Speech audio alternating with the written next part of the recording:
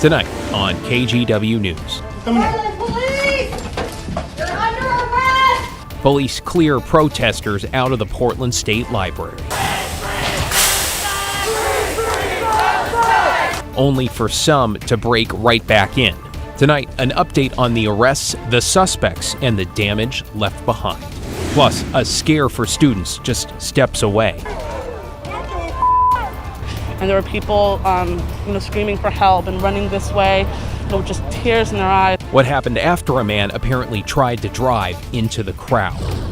Then later, in the debate for Multnomah County District Attorney, how often should an elected DA physically be in the office? The candidates on enforcing a potential camping ban. Jail would be a last resort. I think our goal would be to help connect people to treatment and resources. With my experience, what you get is someone who prosecutes in an even-handed manner. And on how to respond to the protests.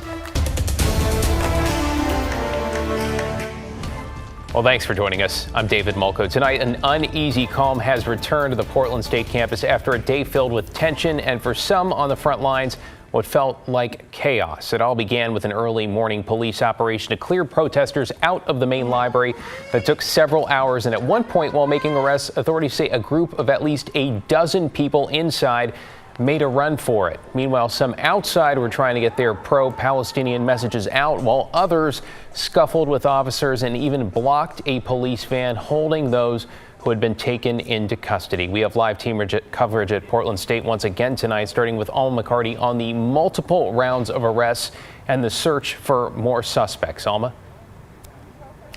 Yeah, David, after you said a very eventful day on the Portland State University campus, things tonight are very, very calm in comparison. There are far fewer students out here and far fewer police officers, although they still do have a presence here behind the yellow tape, which is blocking off part of the South Park blocks. Now, the library here behind me, which has been really the focal point, the center of all of the protest activity over the last several days, that has now been secured for a second time.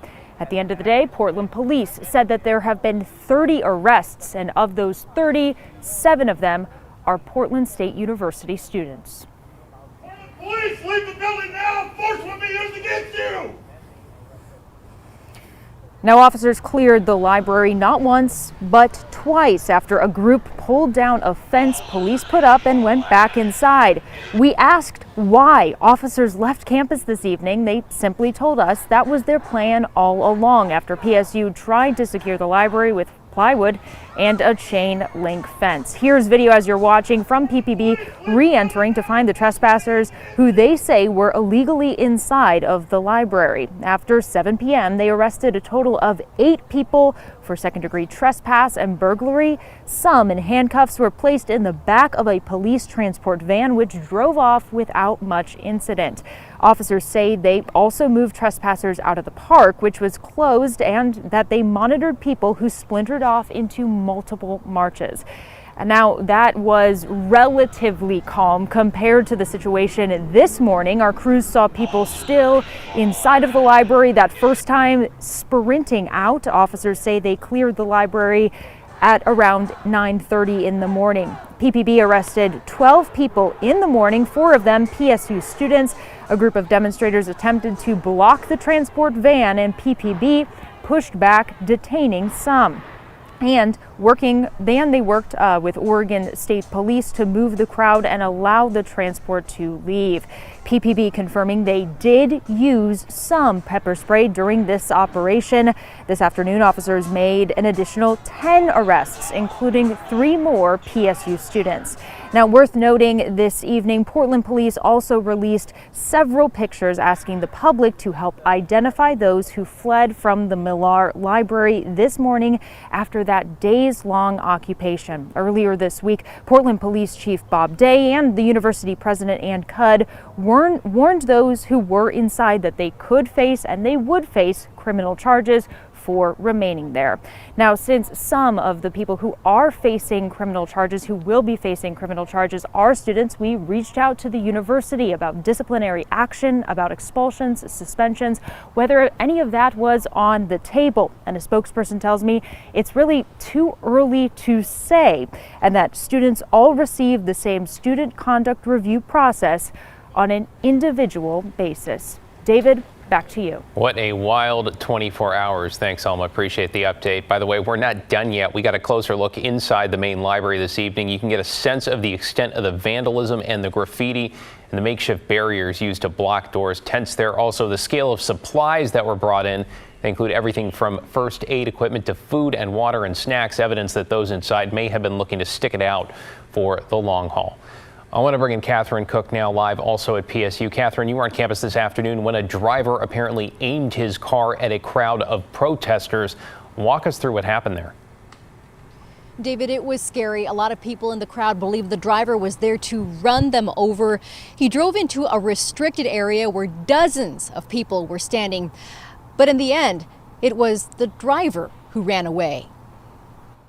Like a pro-Palestine monument, the white Toyota Camry sat, ditched between two buildings at Portland State.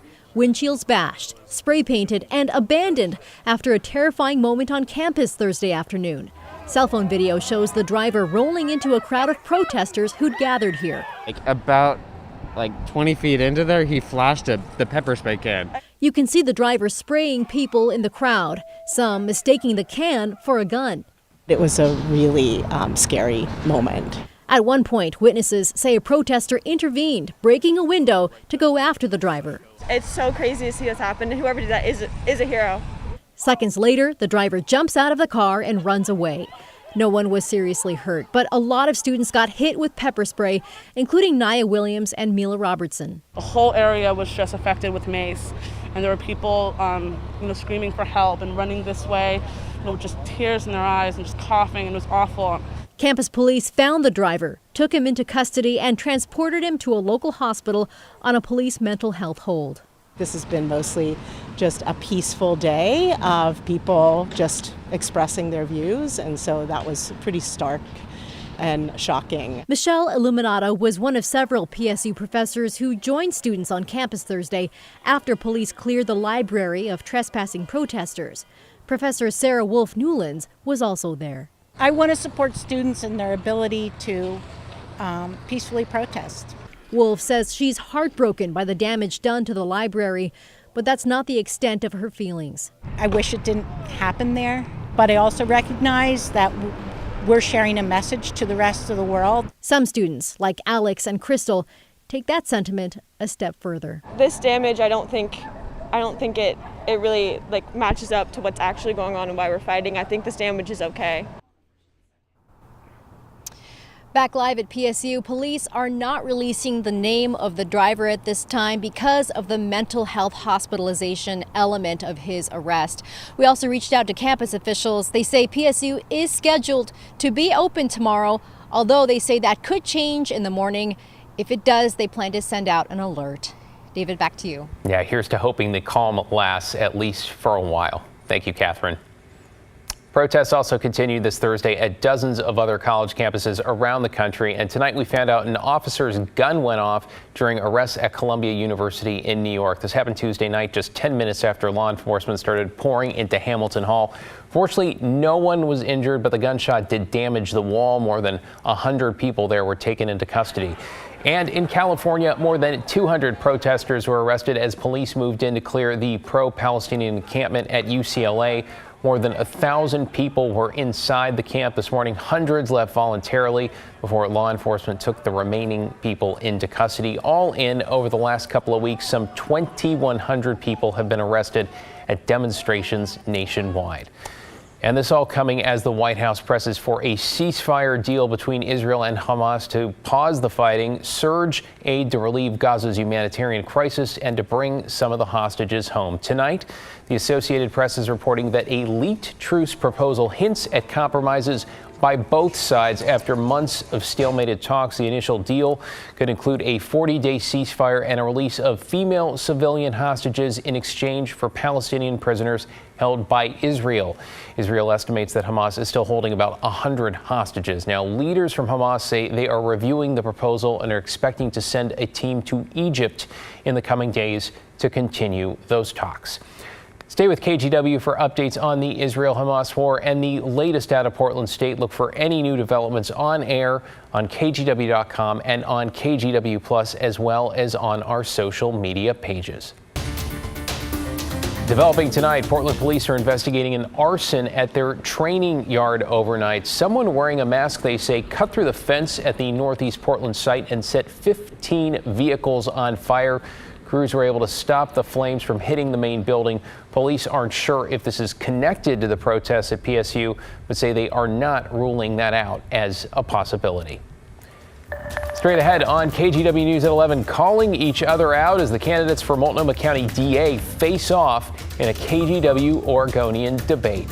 Plus, we're putting the news on ice for a few as the Winterhawks try to battle their way toward a Western Conference title.